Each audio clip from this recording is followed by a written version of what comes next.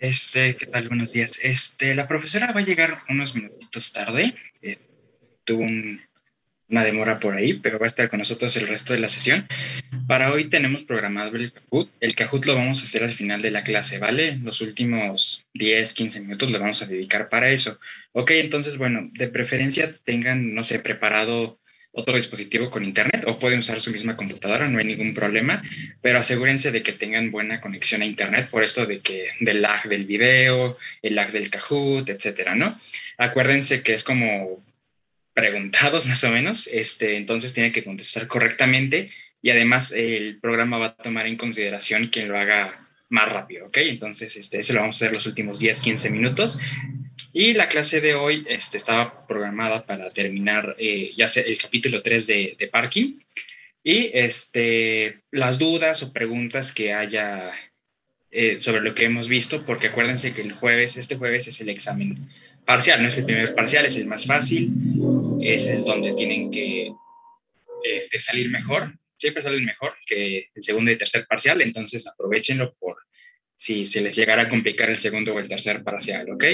Entonces, bueno, vamos a continuar con el capítulo 3. ¿Se acuerdan que vimos la clase pasada? ¿En qué nos quedamos?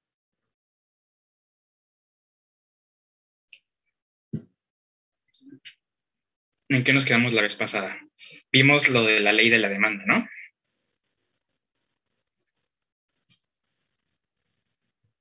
¿Qué establecía la ley de la demanda?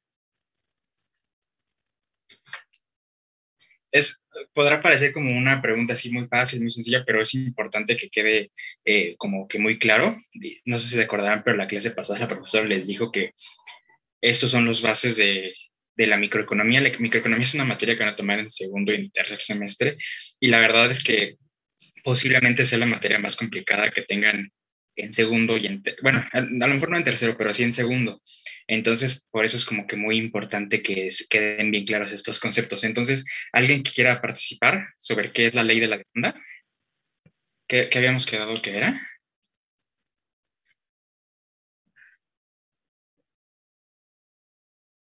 Sí, Yukari, por favor. Cuanto más alto es el precio de un bien, menor es la cantidad demandada y viceversa. Ok. Ok. Somos, sí, es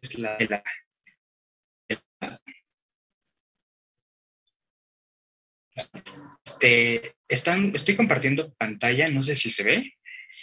Sí, profesor, sí se ve. Sí, se ve.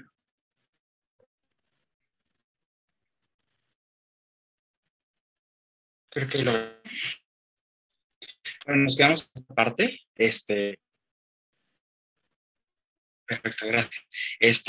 Sobre la curva de demanda. Este, lo estoy proyectando porque creo que es más fácil, dado las limitaciones de en línea, que no podemos dibujar el pizarrón, que es muchísimo más fácil que lo lleguen a, a entender. Creo que tengo problemas con la conexión de la otra computadora, entonces se fue, permítanme.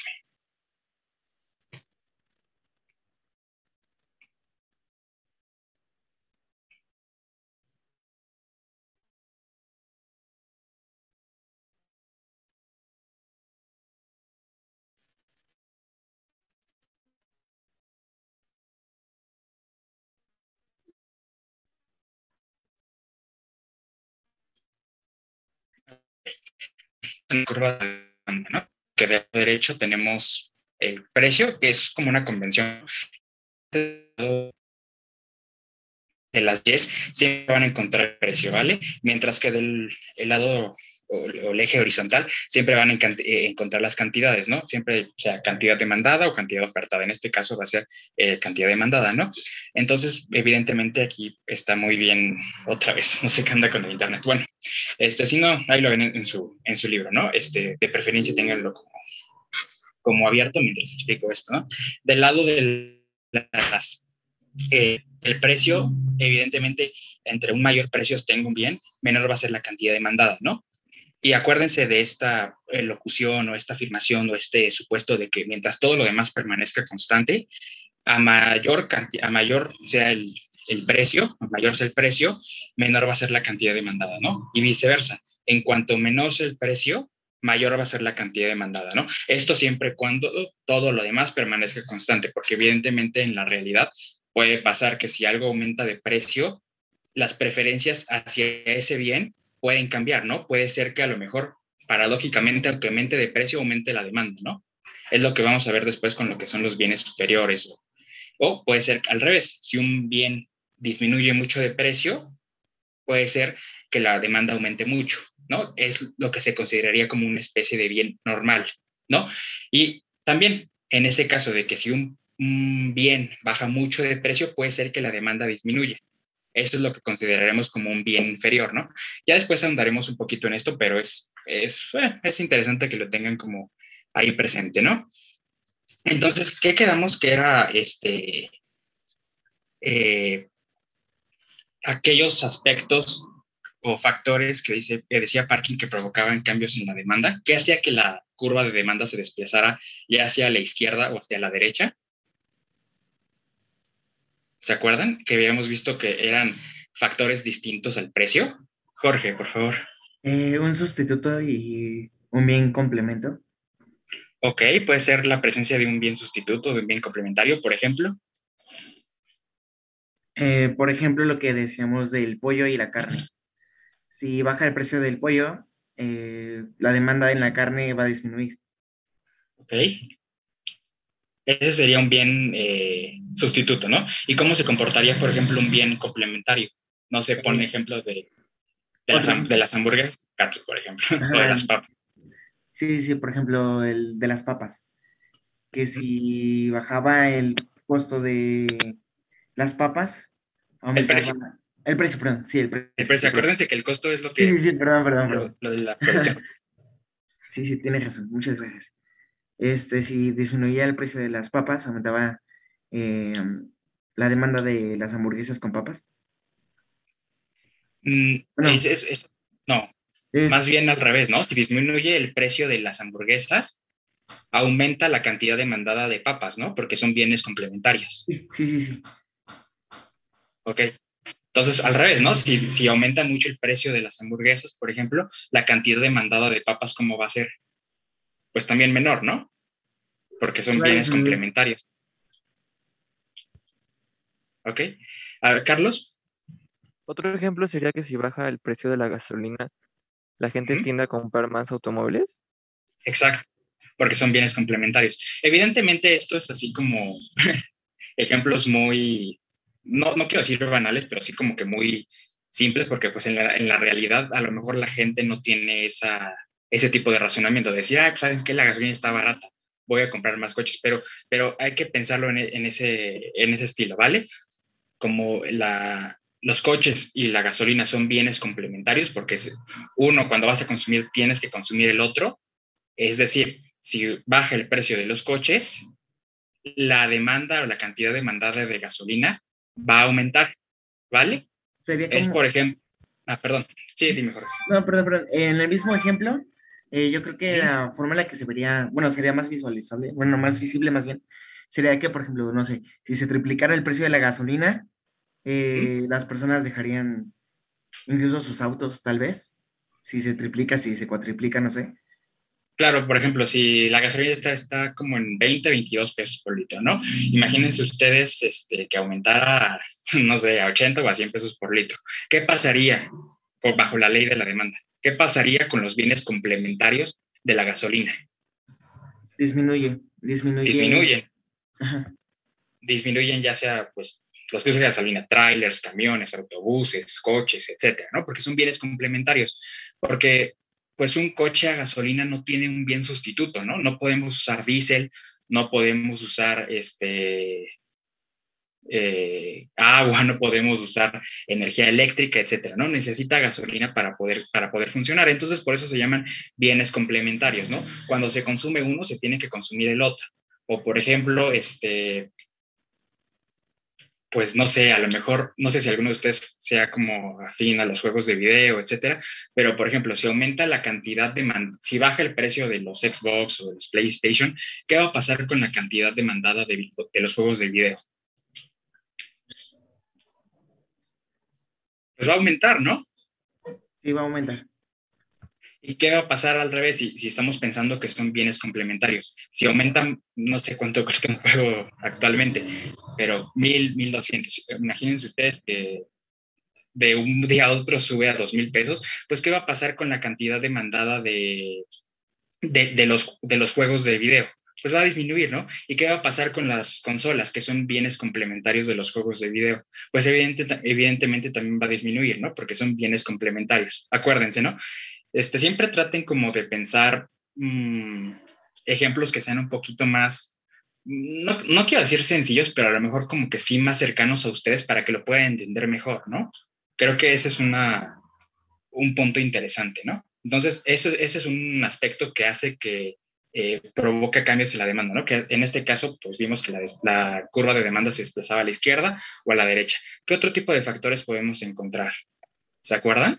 Puede ser que otro factor son los precios que se esperan en el futuro, ¿sí? Por ejemplo.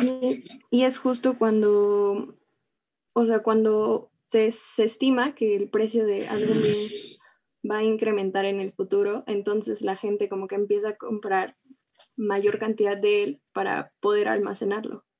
Y posteriormente, pues si necesita comprarlo, ya lo compre en menor cantidad, ¿no? Claro, ok, muy bien. ¿Tienes algún ejemplo? ¿O se te ocurre algo que como que pudiera pasar en la realidad? A mí solo respecto a esto se me ocurre algo que pasó el año pasado. Lo del Fue papel antes de de la baño. pandemia. Exacto.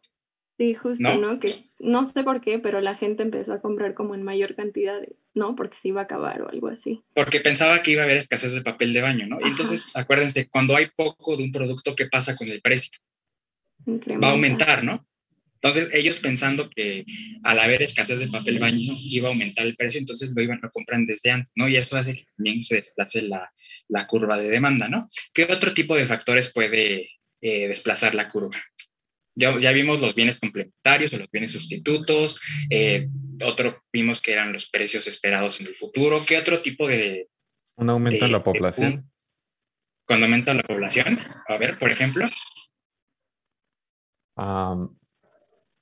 Pues, por ejemplo, si un restaurante normalmente asume 100 comensales, Uh-huh. si, por ejemplo, llegan 200 al día, pues la demanda va a ser mayor. Ok. Entonces, se va a desplazar hacia la derecha. Ok, perfecto. Sí, está bien. Ya tengo también otro ejemplo.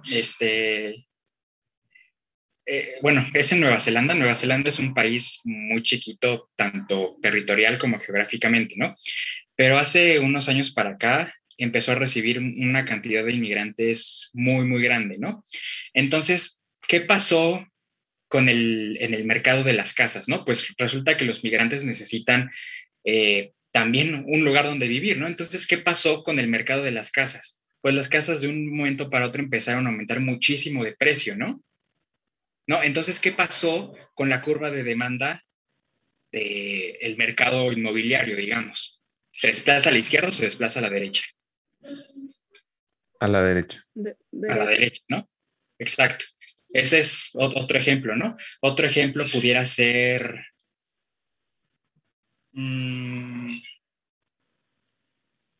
a lo mejor también pensando, no sé, supongo que la mayoría de ustedes serán de la Ciudad de México, pero, y a lo mejor lo tendrán un poquito presente, ¿no? Dado el antecedente quizá de sus padres o de sus abuelos, pero en los años 40 y 50 la Ciudad de México experimentó un crecimiento demográfico muy, muy grande, ¿no?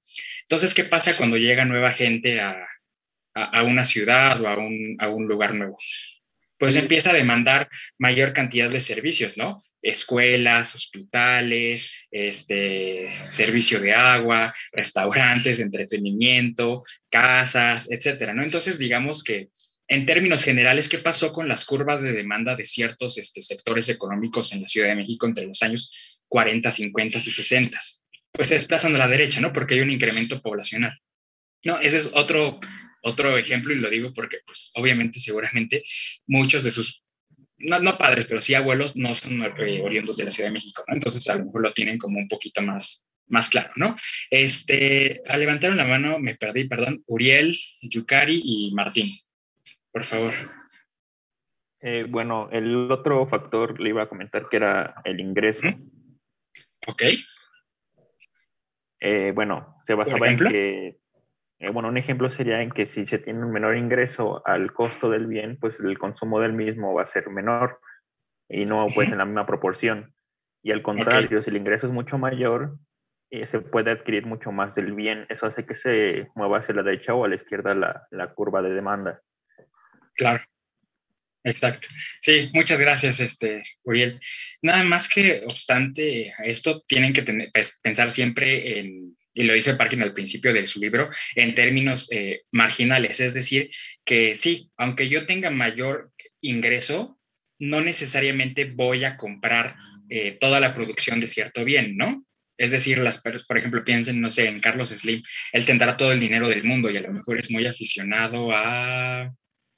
mm, no sé, a cierta marca de ropa, ¿no? Pero aunque tenga todo el dinero del mundo, no por eso se va a comprar 1.000 millones de trajes o 100 millones de pares de zapatos, etcétera, ¿no? Porque, pues, evidentemente tiene una capacidad de ingreso muy, muy alta, ¿no? Pero de todos modos, pues, los deseos o la satisfacción que le provoca o que le produce cada unidad adicional de esos tipos de bienes, pues es menor a la anterior, ¿no? No importa que tenga todo el ingreso del mundo o toda la riqueza del mundo, ¿no? Siempre tienen que pensar en términos de la marginalidad, ¿vale? Gracias, Uriel. Sí, ese ejemplo es bueno. Yukari y después Martín, por favor. Otro factor que también genera un desplazamiento en la curva de la demanda es el ingreso futuro esperado o crédito. Y un ejemplo sería el aguinaldo, que obviamente Ok. en diciembre la demanda se desplaza a la derecha. La demanda de, no sé, bienes de lujo, por así decirlo, o vayámonos a algo más concreto, como las televisiones. Se sabe que se venden más televisiones en diciembre porque la gente tiene más dinero para comprarlas y que ya después en enero y en febrero baja mucho la Después. demanda y se desplaza a la izquierda. Ok. Está bueno también. Gracias, Yukari. Sí, ¿no? También podría ser, por ejemplo, en el Buen Fin, ¿no? Un poco. Que a lo mejor, o sea, sí hay ciertos descuentos en algunos productos, pero no de todos, ¿no? Generalmente, unos días antes, algo costaba 8,000, dicen que lo suben a 10,000 y ese mismo día lo bajan a 8,000, ¿no? Ya cuando es el Buen Fin. Entonces, pues realmente no hay como un cambio en el precio como tal, ¿no? Pero hay como una especie pues digamos, como efecto psicológico, ¿no? De decir, ay, pues como que lo estoy comprando más barato, ¿no? Entonces, realmente no hay un cambio en el precio del bien ofertado, ¿no? Pero sí hay algo ahí en las preferencias o en los gustos, etcétera, que hace que la curva de demanda se desplace hacia la derecha, ¿no? También, gracias por el ejemplo, Yukari. Martín, por favor. Bueno, yo quería más bien hacer una pregunta, que si, por ejemplo, una prohibición podía ser un factor de aumento de demanda, porque, digo, algo muy reciente fue lo de la Maruchan, que dijeron que la van a quitar del mercado y pues un buen de gente empezó a comprar un buen, y Claro. pues siempre dijeron pues que ya no y pues ya bajó la demanda de nuevo. Uh-huh. Entonces, no sé si eso cuente o pues sea un caso, Claro, sí. una excepción, ¿no? Está bueno ese ejemplo, la verdad. ¿Ese en qué categoría entraría? En Pues el no sé, precios por eso esperados a futuro, preguntaba, ¿no? porque, o sea, porque como no es algo que pase muy frecuentemente o no pasa con todos los productos, porque, por ejemplo, si prohíben otro que no sea muy conocido, pues no toda la gente va a ir a comprar y pues Claro, no va a pasar nada. Pero si es algo claro, muy conocido o muy consumido, pues sí va a pasar lo que pasó, ¿no? Entonces, por exacto. eso preguntaba, ¿en dónde encaja eso? En este caso entraría en precios esperados en el futuro. ¿Por qué?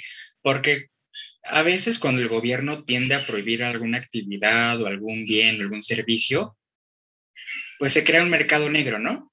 Por ejemplo, las drogas son ilegales, ¿no? En general, en casi todos los países, el consumo, la producción y la distribución de droga es ilegal. Pero ¿por qué hay gente que produce droga? Porque hay gente que está dispuesta a comprarla, ¿no? Entonces, eso pasa con mucho de ese tipo de actividades. Por ejemplo, supongan ustedes que el gobierno de un día para otro, no es el caso, ¿no? Porque Profeco más bien retiró del mercado, va a retirar del mercado algunas, ¿no? No todas las sopas instantáneas, ¿no? Pero imaginen ustedes que de un día para otro el gobierno dice, ¿saben qué? Ya no va a haber más sopa Maruchan, Nissin, no sé, todas estas de ramen instantáneo, ¿no? De un día para otro.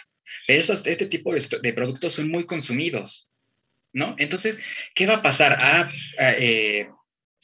¿Se van a quedar así prohibidas y no van a entrar al país? Pues no, seguramente va a haber por ahí alguien que se quiera hacer el listillo o el muy vivo y va a decir, ¿sabes qué? Yo a lo mejor de contrabando voy a importar sopas Maruchan, ¿no? Generalmente, no sé cuánto cuestan, 10, 15 pesos, las voy a importar ilegalmente y a lo mejor les voy a vender en 30 o en 40 pesos, ¿no? ¿No? Porque la gente las va a seguir consumiendo.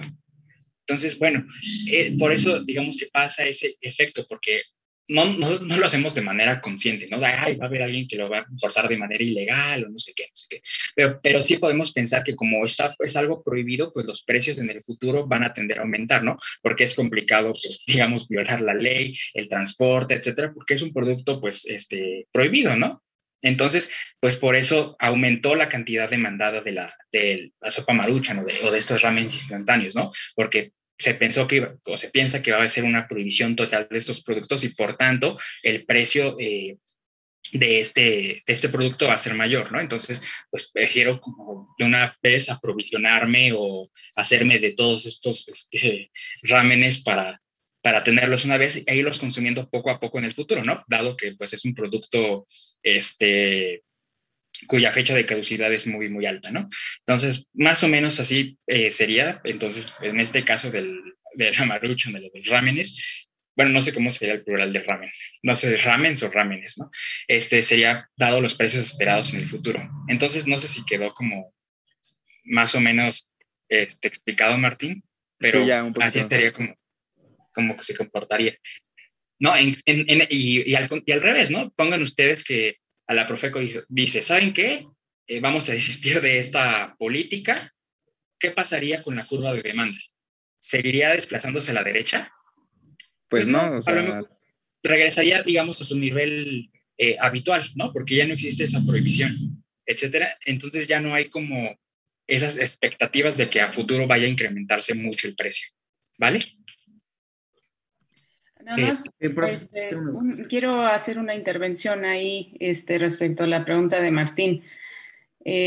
Martín, bueno, para todos, si ustedes se fijan, estas fuerzas detrás de la curva del mercado, que es lo que estamos revisando, están pensadas para estar analizando un mercado de competencia perfecta. Un mercado de competencia perfecta no tiene intervención estatal, no tiene intervención de un agente poderoso, como puede ser el Estado, que puede prohibir algo, ¿no?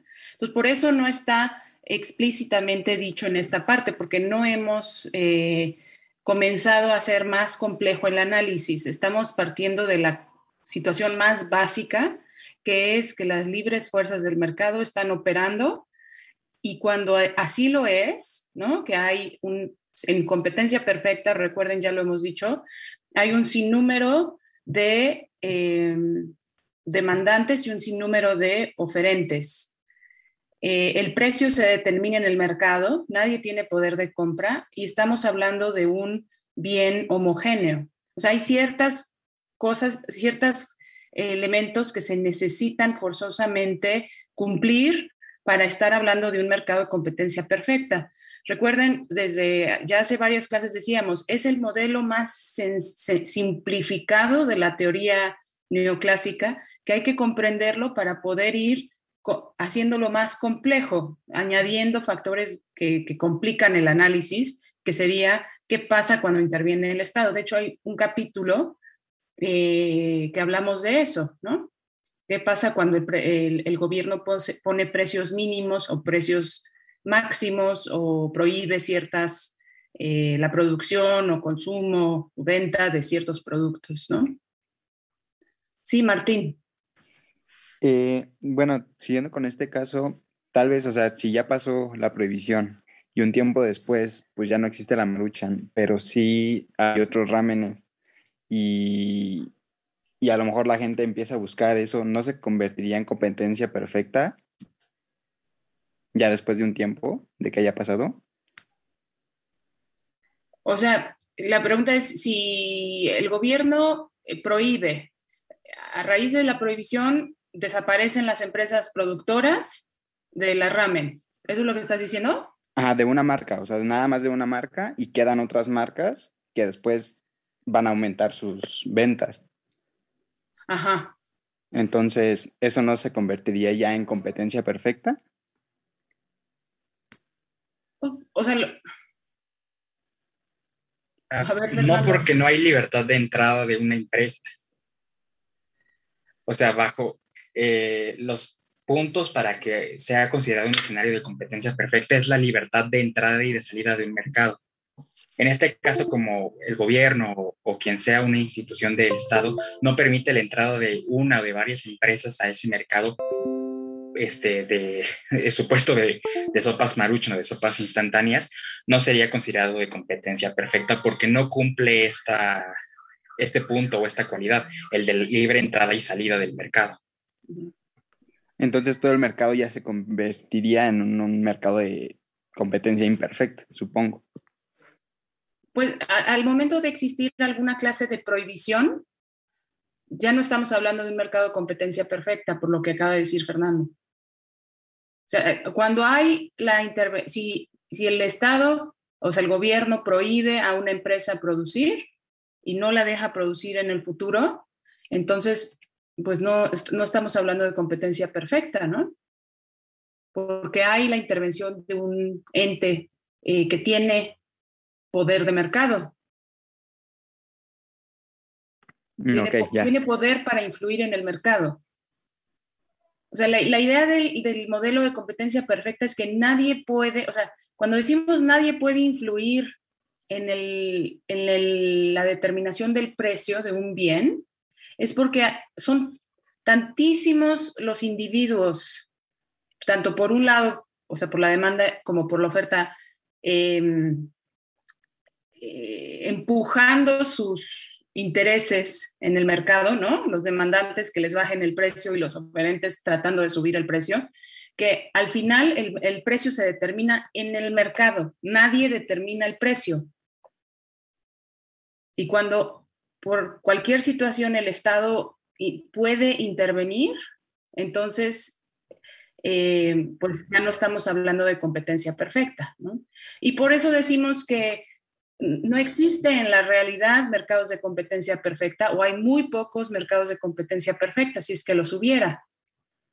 Porque siempre hay alguno de esos supuestos que se necesitan cumplir para entender cómo funciona un mercado, para que sea un mercado de competencia perfecta, en la realidad casi no se da, ¿no? Pero eso no significa que no sea importante ir construyendo sobre la lógica de este análisis de esta teoría económica, ¿no? Porque es una teoría económica muy poderosa. Entonces, por eso es que la estamos analizando, ¿no? Bueno, Víctor Augusto tiene la mano alzada. Sí, también quería decir que también las tendencias de la sociedad, por ejemplo, el ejemplo que usted dio, que antes los restaurantes que estaban al aire libre, pues eran muy factibles al clima, ¿no? O sea, mucha gente los evitaba porque podía hacer frío, podía estar lloviendo, etcétera. Pero ahora con esta situación de la pandemia, pues la tendencia es ahora a tener el aire libre, entonces aumentó la curva. Bueno, se desplazó más bien. Eso le llaman como... ¿Dentro de qué dirías que cae, Fernando? ¿De gustos y preferencias? O sea, porque no es específicamente un gusto, una preferencia a modo de que la moda cambió, ¿no? Sino más bien que la gente por una cuestión de salud pública un poco se ve obligada a preferir esas cosas, ¿no? Pues sí, o sea, en sí caería en preferencias, ¿no? Porque es una preferencia a evitar lugares cerrados porque yo prefiero no enfermarme a enfermarme, ¿no? Yo digo sí. que... Sí, o sea, es una situación como muy peculiar porque pues creo que nunca habíamos tenido una situación así y siempre que hablábamos de gustos y preferencias, pues hablábamos no sé, de ciertas cosas que se ponen de moda, o por ejemplo que en México hay una alta preferencia, un gusto por el consumo de la tortilla versus Europa, una alta preferencia por el consumo de pan, ¿no?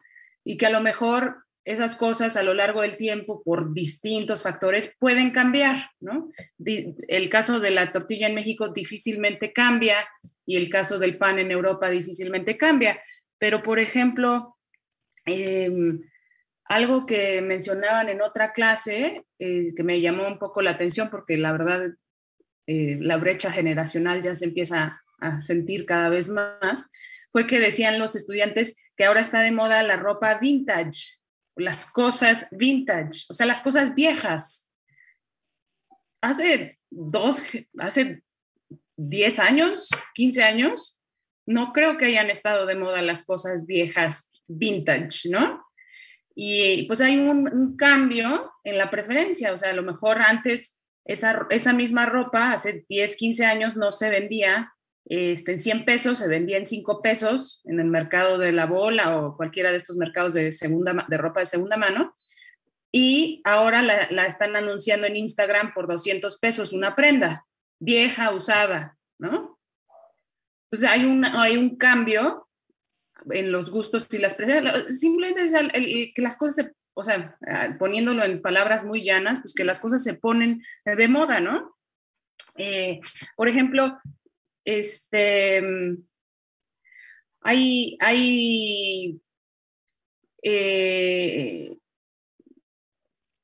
gustos, preferencias asociados a las tradiciones, a la cultura de ciertos países, a la religión de ciertos países. Entonces, por ejemplo, en algunos países, pues no comen carne simplemente por una cuestión religiosa, ¿no? Y entonces, pues el gusto, la preferencia afecta la curva de demanda de la carne.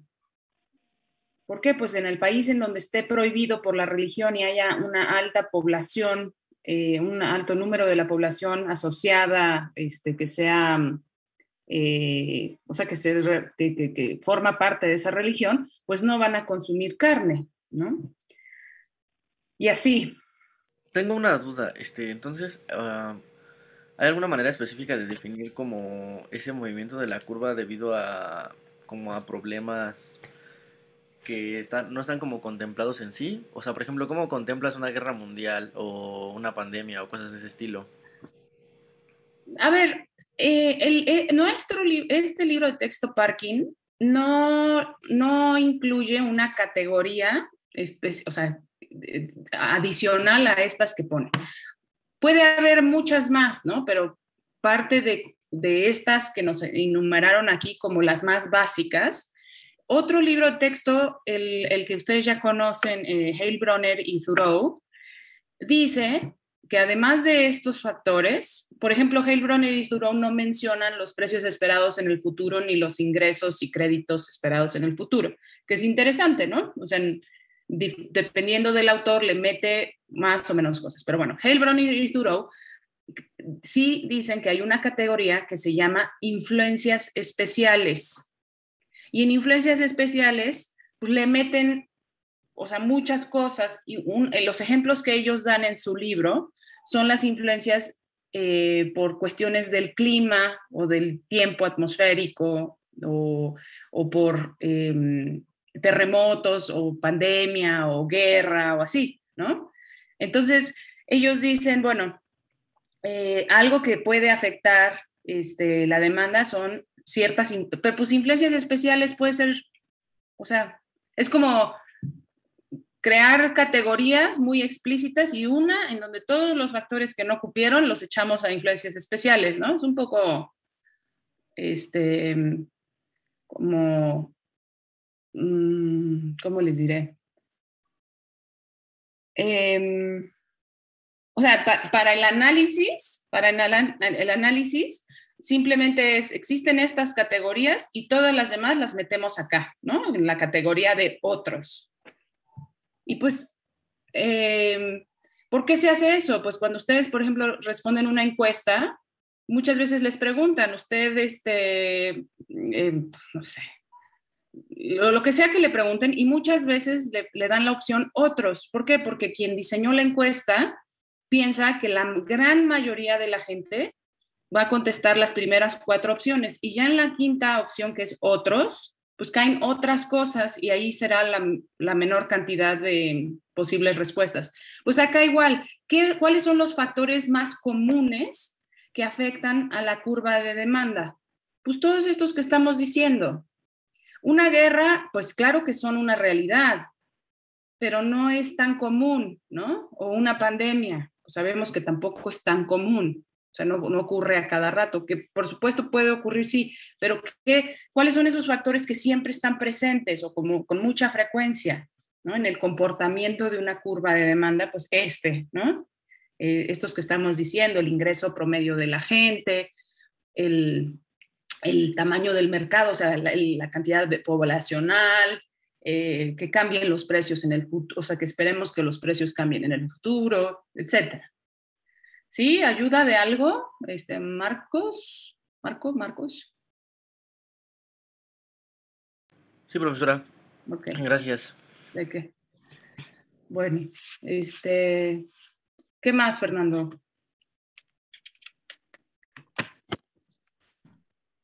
Pues creo que, bueno, realmente todos los puntos que vimos o sea, los 6, 7 puntos que menciona Parkin, creo que ya están todos. Aunque la verdad es que sí, creo que sí podríamos como ahondar más ahí en tipo de preferencias. No sé si ya puse el ejemplo de bueno, cuando comparaba el ejemplo de Alaska, de la cantidad de demandada de abrigos comparado con un país como el nuestro. Uh-huh. Que sí, bueno. El clima, eso que está diciendo Fernando, pues es un ejemplo de estas influencias especiales, y es el clima.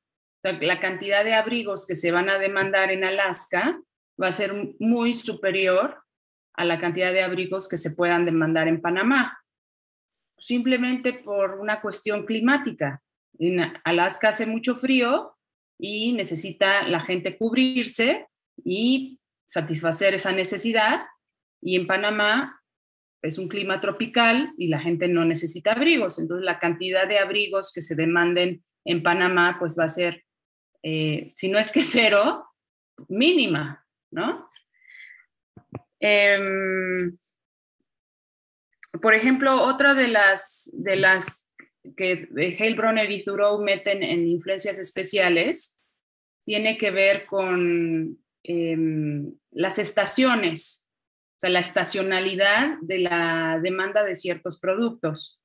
La época de lluvias nos encontramos, aunque yo últimamente no los he visto, pero bueno, no sé, a lo mejor porque no he salido mucho, pero en la época de lluvias vemos a muchos vendedores ambulantes vendiendo en los semáforos y en las estaciones del metro y demás, ¿no? Donde pasa mucha gente, vendiendo paraguas.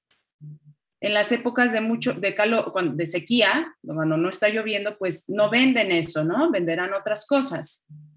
A lo mejor venden sombreros o yo qué sé, ¿no? Pero el chiste es que pues eso también afecta, ¿no?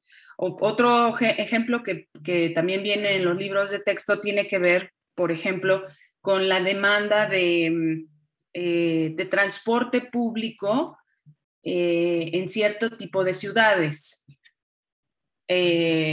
versus el uso, o sea, bueno, la demanda de transporte público, ¿no? Por ejemplo, el transporte público en ciudades como Londres o Nueva York, que el transporte público es muy bueno. A ver, en Nueva York dicen que llevan años el metro deteriorándose y que no le han invertido y demás, pero en principio funciona relativamente bien, llega a muchos lados y la gente lo usa. Y la gente lo usa mucho porque además el costo de tener un automóvil es muy alto. Entonces, ¿de qué estamos hablando? Que la demanda de automóviles en Nueva York o en Londres es relativamente baja, porque tener un auto es muy caro, porque simplemente tratar de estacionarlo cuesta mucho dinero. A diferencia de, y como existe la alternativa del sistema de transporte público, ¿no? Entonces aquí estaríamos hablando, pues por un lado, de bienes sustitutos, pero también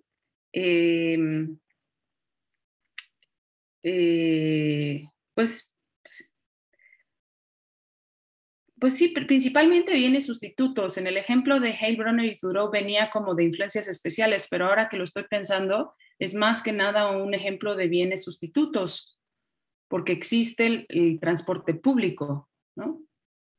¿Qué más? Por ejemplo, en la época de frío, en nuestro país, por ejemplo, lo observamos viendo los anuncios en la televisión, que se demandan muchos productos que mejoran el sistema inmunológico, la vitamina C, estos productos como Redoxon, Aderogil, algunos otros de ese tipo, ¿no? Y vemos que hay pues un aumento, los médicos los recomiendan, nosotros tendemos a consumirlos más porque se supone que esa vitamina C y el zinc y la vitamina A y D y demás mejoran el sistema, fortalecen el sistema inmune. Y como no nos queremos enfermar en la época del invierno, en la época de frío, pues tendemos a comprar, a demandar más de esos productos, ¿no? Entonces, pues sería como una demanda estacional, ¿no? Eso que incluimos en las influencias especiales en esa categoría donde metemos otros, ¿no? Es un ejemplo de una demanda estacional. Jorge, habías alzado la mano. Ah, sí. Solamente era eso. Quería ver si era especial. Como por ejemplo de jengibre, cuando empezó la pandemia, muchos recomendaban jengibre, ¿no? Entonces, yo consumía jengibre muchísimo. Bueno, consumo todavía, pero sí aumentó el precio. O sea, aumentó demasiado el precio. Entonces, pues ahí lo ves. Lo continué consumiendo y todo, pero, o sea, sí aumentó el precio. Pues ahí lo ves. O sea, no estamos hablando de cosas abstractas, ajenas a nuestra realidad, ¿no? Bueno, entonces pasemos rápido al lado de la oferta. El lado de la oferta es como la contraparte, ¿no? La contraparte de todo esto. O sea, recordemos que a los demandantes, la ley de la demanda lo que dice es que cuando disminuye el precio, aumenta la demanda. Y la lógica es que si yo soy un demandante, un comprador, y veo que disminuye el precio de algo, voy a tender a comprar un poco más, ¿no? Si Jorge ahorita observara que disminuye el precio del jengibre, a lo mejor compra un poco más, pues porque ya ahorita se le hace un poco caro, aunque lo sigue comprando. Ojo, eso de que lo sigue comprando es otro concepto económico que vamos a ver más adelante, que quizás les interese echarle un ojo de una vez. ¿Sí? Es el concepto de elasticidades, de la elasticidad de la demanda de un bien. No voy a entrar en eso porque tenemos toda una unidad un tema dedicado a eso, pero es interesante que eso que ustedes expresan así en palabras llanas, como Jorge dice, aumentó el precio y lo sigo comprando, hay todo un concepto detrás de eso muy importante, con muchísimas aplicaciones, y ya les dije, se llama elasticidad. Bueno, entonces, estamos hablando de qué pasa con la contraparte, o sea, ¿qué es... ¿qué es? Pues cuando estamos hablando de la oferta, pues son aquellas unidades productivas que cumplen con tres criterios, ¿no? Uno, esa unidad productiva tiene los recursos y la tecnología para producirlo, o sea, aquello que va a producir. Por ejemplo, si quieren, tomamos el ejemplo del jengibre, ¿no? O sea, una empresa agrícola o el productor comunitario, quienes ustedes quieran, tiene los recursos, o sea, tiene la tierra, tiene las semillas, tiene los fertilizantes, tiene el agua, tiene las máquinas que se necesitan para trabajar la tierra, tiene la tecnología para producirlo. Después, que se cumple el criterio de que va a poder o generar algo de utilidades a partir de la producción. O sea, las empresas no producen, no estamos pensando en empresas de caridad, estamos empezando en la lógica capitalista, que es que las empresas buscan obtener una ganancia. Entonces, ¿por qué va a producir el productor? Pues no es ni por hobby ni por otra cosa, sino porque sabe que puede obtener una ganancia a partir de ese proceso productivo. Y la tercera categoría, el tercer criterio que tiene que cumplir para hacer oferta, un oferente, pues es que planea producir el bien y venderlo, ¿no? Entonces, bueno, pues ya si se cumplen estas características, entonces ya estamos hablando pues de la oferta, ¿no? Ahora, ¿en qué consiste la ley de la oferta? Pues es como la parte contraria a la ley de la demanda. O sea, si cuanto más alto es el precio de un bien, entonces mayor va a ser la cantidad que van a estar dispuestos, mayor va a ser la cantidad que ofrecen los productores, los oferentes. Y lo contrario, si el precio de un bien es menor, entonces la cantidad ofrecida del bien va a ser menor. Entonces, pues es la contraparte, ¿no? Es como la parte opuesta a la ley de la demanda. Ahora, detrás de la curva de oferta hay factores, algunos quizás se parecerán, pero otros sí son muy distintos. Ustedes habrán visto en el libro de texto que la gráfica, ahora entramos a cuáles son los factores que influyen en los planes de venta distintos al precio, ¿no? O sea, vamos a hacer el mismo análisis que habíamos hecho para la demanda, pero ahora del lado de la oferta. Ahora, si ustedes se fijan en la gráfica de la curva de oferta, tiene una pendiente positiva, a diferencia de la curva de demanda, ¿no? O sea, es una curva creciente, que quiere decir que si aumenta el precio, aumenta la cantidad ofrecida y así para cada unidad, ¿no? Cada vez que aumenta el precio en una unidad, aumenta la cantidad ofrecida.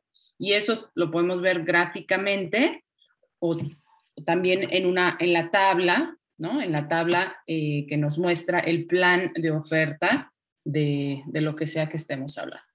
Entonces aquí yo les pregunto, ¿cuáles son los factores que afectan distintos al precio, que afectan a la oferta?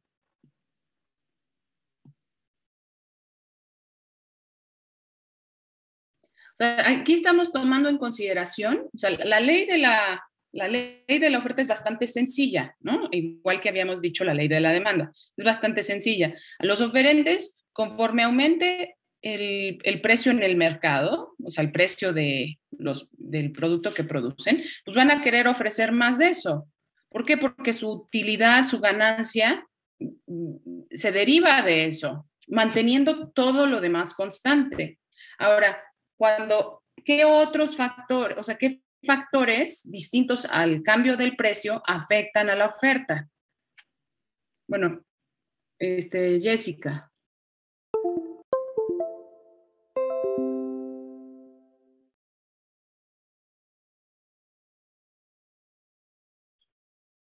Bueno, lo menciono porque lo mencionaba la lectura y porque evidentemente al hacer un avance tecnológico seguramente va a tener menos costo de producción ese bien y por lo tanto puede disminuir su precio. Claro, y fíjense, dice la lectura, el término tecnología se utiliza ampliamente, ¿no? ¿Qué quiere? fíjense cómo definen aquí tecnología, a la manera en que se emplean los factores de producción para fabricar un bien. O sea, tecnología no es exclusivamente una máquina, sino es la manera en que se emplean los factores de producción para fabricar un bien. Por supuesto, incluye una máquina, ¿no? Una máquina que nos ayude a producir de manera más rápida, más eficiente, pero eso la máquina estará alterando la manera en que se combinan, se emplean los factores de la producción. ¿Por qué? Porque a lo mejor antes de la máquina 4 trabajadores hacían X cosa y ahora con la máquina nada más necesitamos para producir esa misma cantidad solo un trabajador que opere la máquina, ¿no? Entonces, pues se altera la forma en que se produce. Incluso con la utilización de máquinas pudiera ser que se disminuya la cantidad de insumos materiales, o sea, no de fuerza de trabajo, de insumos, si la máquina es más eficiente para reducir los desechos, ¿no? O sea, el proceso productivo casi siempre implica algo de desechos y a lo mejor la máquina también nos ayuda a eso, ¿no? Víctor, adelante. También la cantidad de proveedores. También la cantidad de proveedores. Sí, claro, ¿no? A ver, ¿nos puedes explicar en qué consiste ese factor? Sí, por ejemplo, o sea, si hablamos de las empresas, pues entre más producen, o sea, entre más produzcan un bien, va a ser mayor la oferta de ese bien. Ujú. Entonces, cada vez que se van agregando nuevas empresas, la oferta en ellas se incrementan. ¿Qué es Entonces, Sí, ajá, adelante. entonces, no, sí, ya era todo, perdón. Ok, pues es eso, ¿no? O sea, estamos hablando,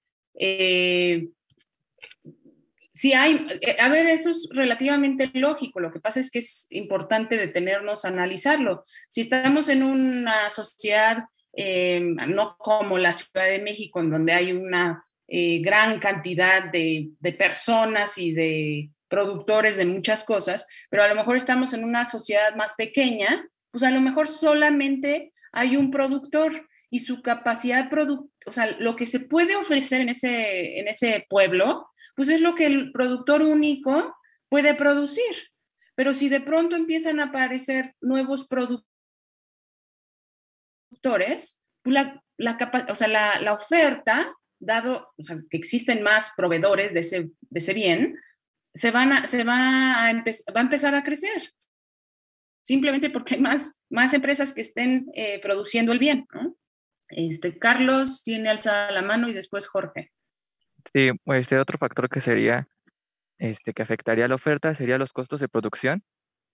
Los costos de producción son importantísimos, jóvenes, importantísimos. O sea, el precio de los factores de la producción, ¿no? Así le llama en el libro de texto, pero bueno, son los costos de los factores de producción, los precios de los factores de la producción. Fíjense que es uno de los primeros factores que va a tomar en cuenta la empresa para producir. Si yo me voy a dedicar a producir, no sé, a vender comida corrida, que me encanta el ejemplo de la comida corrida. Fernando sabe que año tras año siempre uso todos mis ejemplos con fondas y comida corrida. Si yo me voy a poner a producir comida corrida y sé que en donde yo tengo mi local, por ejemplo, afuera de la UNAM tengo mi local, el precio de la comida corrida ronda alrededor de los 50 pesos y yo pretendo surtirme de materia prima, o sea, de los insumos, las frutas, las verduras, el pollo, la carne, en Superama, a lo mejor hacer una comida corrida a mí me va a costar 100 pesos y en lo que la puedo vender afuera de la UNAM es en 50 pesos. ¿Ustedes creen que va a ser buen negocio?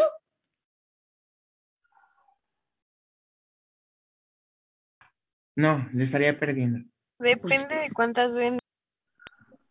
Venden 3 comidas corridas, ya son 150 y ya sacó 50 pesos más. No. Si a mí me cuesta producir una comida, 100 pesos, y en los insumos para esa única comida me cuestan, los insumos para esa única comida me cuestan 100 pesos y yo sé que la puedo, porque el mercado en eso ronda en 50 pesos, puedo vender la comida en 50 pesos, Sí, claro, voy a no sería estar negocio. perdiendo. Porque, pues, Ah, o no, ya sea, no le conviene. se gastó 300 y ganó 150. Pues sí, ¿no? Entonces voy a perder. Entonces, siempre es clarísimo, importantísimo tomar en cuenta los precios de los factores de la producción. A lo mejor yo tengo la brillante idea de vender comida corrida, pero tengo que forzosamente tomar en consideración, si quiero que esto sea un negocio donde yo genere una utilidad, necesito tomar en cuenta el precio de los factores de la producción. A ver, suena muy obvio, pero y lo estamos desmenuzando desde lo más obvio, pero pues claramente, ¿no? O sea, necesitamos tomar en cuenta cuál es el precio de lo que a mí mínimamente me va a costar. A mí, entre mayor sea la diferencia entre mi costo de producción y el precio al que yo puedo vender, más incentivos voy a tener para vender. Es decir, si a mí me cuesta los ingredientes 100 pesos y puedo vender esa comida en 101, pues seguramente la voy a vender, pero híjole, es muy poquito el margen de ganancia. Pero si el margen de ganancia es cada vez más amplio, ¿qué puedo hacer yo como vendedora, como empresa? Pues puedo tratar, en lugar de comprar mis insumos en Superama, pues me voy a ir a la central de abastos a abastecerme de insumos, materia prima mucho más barata. Y entonces, si sé que el precio que a lo que yo puedo vender cada una de esas comidas es a 50, y comprando mis insumos en la central de abastos, mis insumos me van a costar 10 pesos, pues tengo que tomar en cuenta muchos otros factores, cuánto tengo que pagar de luz, de empleados, de lo que sé, todo eso, ¿no? Pero, por ejemplo, suponiendo que mi único costo de producción fueran los insumos que compro en la central de abasto y me cuestan 10 pesos y yo lo vendo en 50, pues tengo una ganancia de 40. Pues eso o sea, voy a buscar, ¿qué hacen las empresas? Las empresas constantemente buscan formas de reducir el costo de producción. Por eso es que implementan tecnología, que dijimos hace rato que era uno de los factores importantes detrás de la oferta. ¿Por qué implementan, o sea, por qué utilizan nueva tecnología? Porque no porque les guste utilizar máquinas, sino porque reducen los costos de producción y la tecnología ayuda a ampliar el margen de ganancia. El precio, perdón, antes bueno, el punto que yo iba a decir es las condiciones naturales. Pero antes de pasar a ese punto, profesora, también lo determina la competencia, ¿verdad? O sea, el precio, por ejemplo, tengo un amigo venezolano que cuando fuimos una vez a un restaurante a comer arepas, estaban carísimas. O sea, estaban carísimas, en serio estaban carísimas, pero las compramos porque, bueno, yo las compré, le dije que insistí para comprarlas porque las quería probar, ¿no? Pero, por ejemplo, él luego hacía arepas, porque él sabe hacer arepas, entonces, estamos hablando de que la diferencia entre uno y otro entre los costos es abismal. Entonces, por ejemplo, ahí el precio se determina de acuerdo a la competencia, ¿no? Por ejemplo, porque no había mucha competencia.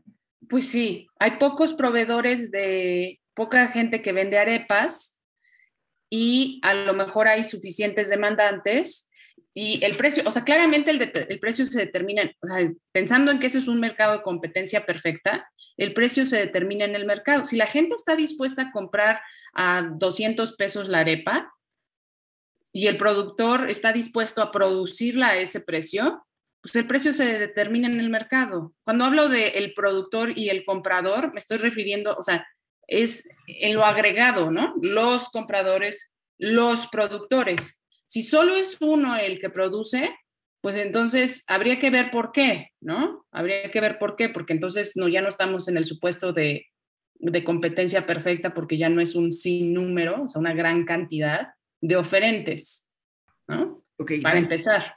Y otra cosa, ahora que se me ocurre, por ejemplo, también varía el lugar donde se vende, ¿no? por ejemplo, es que ahora mismo se me vino a la mente, la familia de mi cuñado tiene una empresa que, bueno, tiene fábricas de ropa para perro. Entonces, por ejemplo, él me estaba explicando que el precio se le da igual a todos, porque lo llevan a todas las repúblicas, perdón, a todos los estados de la república, pero también a la Ciudad de México. Y entonces, hay estados o hay lugares donde esta ropa, o sea, la venden como al cuádruple.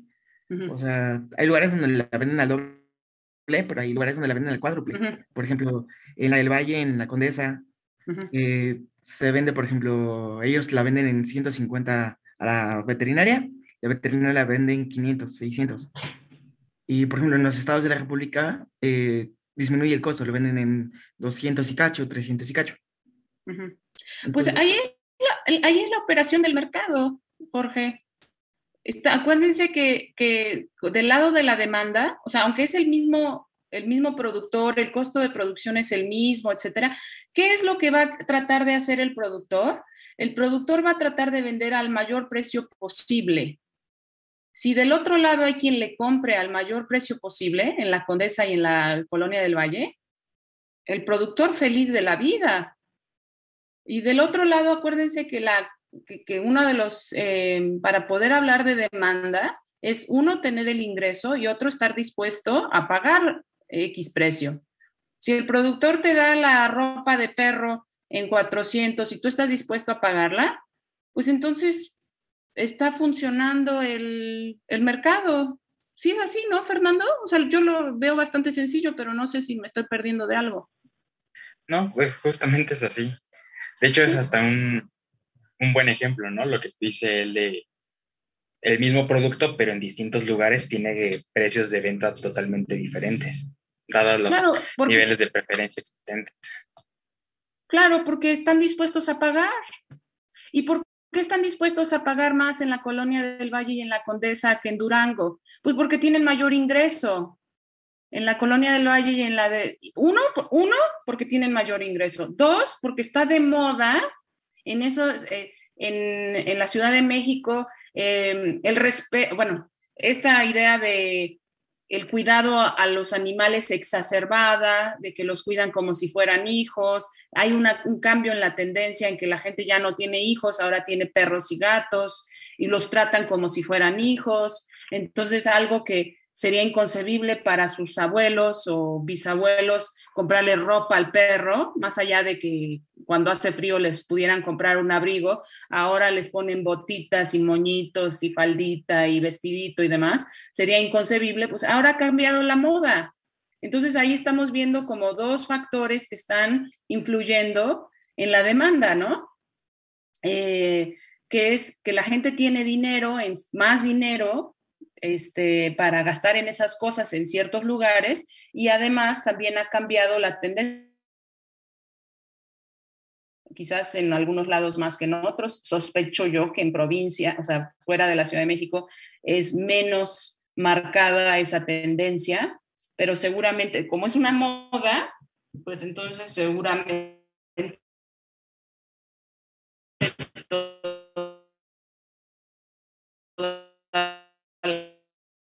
muertos de calabacita.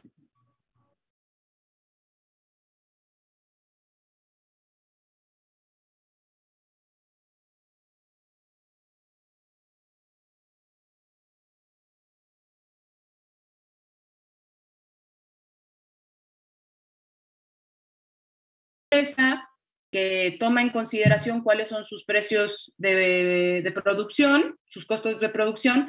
Si le es rentable, o sea, si tiene una ganancia, sí se va a poner a ofrecer y ofrece, ¿no? Sí. Ok. Gracias. Sí, ¿de qué, Jorge? Uriel alzó la mano. Bueno, nada más era para participar en los factores, pero sí se puede, todavía no. Sí. Ya nos vamos a apurar porque queremos hacer el Kahoot.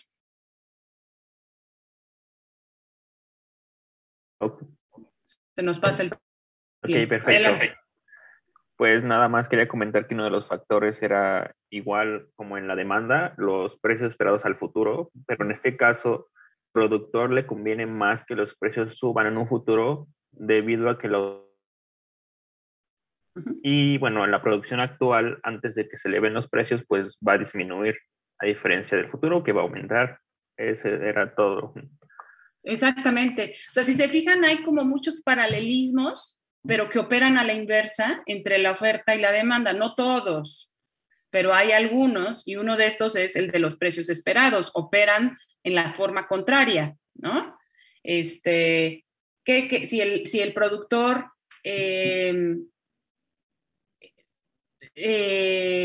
sabe que el precio futuro, que se va a elevar el precio en el futuro, a lo mejor guarda su producción para venderla a partir del próximo mes o cuando ocurra ese aumento en el precio, ¿no? Entonces, opera de forma contraria, ¿no? Y bueno, lo que es importante que ustedes vean es el otro factor que no hemos mencionado, el único creo que no hemos mencionado, bueno, el de los bienes relacionados, pero vienen ahí en el libro, entonces ustedes leanlo con cuidado, y el de las condiciones naturales. Pues obviamente las condiciones naturales incluyen todos aquellos factores de la naturaleza, por eso les llaman así, ¿no? Condiciones naturales, que van a afectar la producción. Por ejemplo, si yo tengo la brillante idea de poner ¿cómo se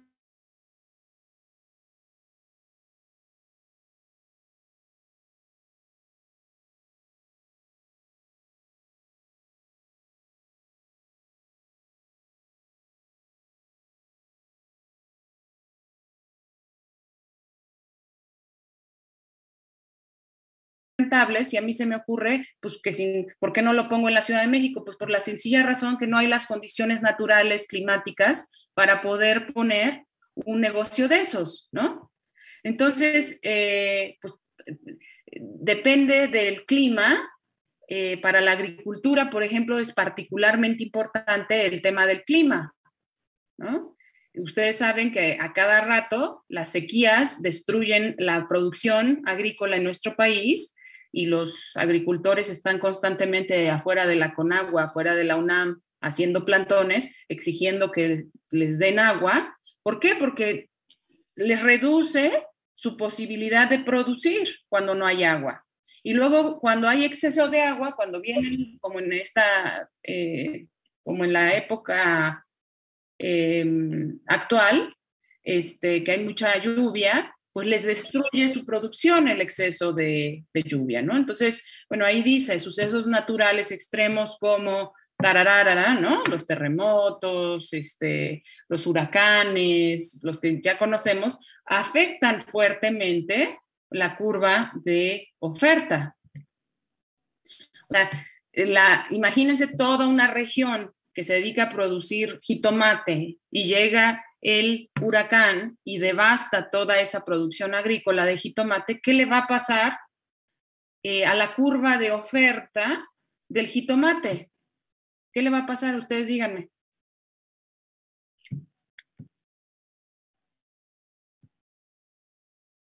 Se cae el nivel de producción. Pero no me estás diciendo qué le pasa a la curva. A la curva disminuye. ¿Cómo es que disminuye? O sea, a ver, deje ordenar primero mis ideas. ¿Se desplaza? Se desplaza. ¿A dónde se desplaza, Víctor? A la izquierda. A la izquierda. Eso no es cosa de memorizarlo, es cosa de verlo gráficamente, es cosa de detenerse con el libro, sentados y con toda su atención, y ver qué pasa, porque no es memoria, es cosa de ver cómo opera lo que estamos diciendo, ¿no? Entonces va a haber un desplazamiento a la izquierda de la curva de oferta. Bueno, entonces vamos a dejarlo aquí, jóvenes. Vamos a pasar al Kahoot. ¿Ya conocen todas las reglas del Kahoot? No, es la primera vez que voy a usar Kahoot. ¿No les has explicado, Fernando, en qué consiste cómo vamos a trabajar? Las reglas sí. Bueno, sí, más o menos les expliqué que es como preguntados, como si fueran maratón, que tienen que tener otro dispositivo que tenga una conexión estable a internet. Van a ser de 18 a 20 preguntas. El sistema va a evaluar tanto si la respuesta es como correcta como la velocidad en la que ustedes contesten. Entonces, por ejemplo, si otro de sus compañeros contestó igual de manera correcta, pero ustedes contestaron antes, ustedes van a tener una mayor puntuación. Yo les voy a transmitir ahorita voy a compartir pantalla para que ustedes copien el PIN. El PIN es como un código de acceso a una reunión de Zoom, el cual ustedes van a meter en la aplicación, ya sea de teléfono que se llama Kahoot, o lo pueden usar desde la página de internet que uno de sus compañeros ya puso ahí en el chat, que es kahoot.it. Y ahí van a ingresar el PIN. No tienen que hacer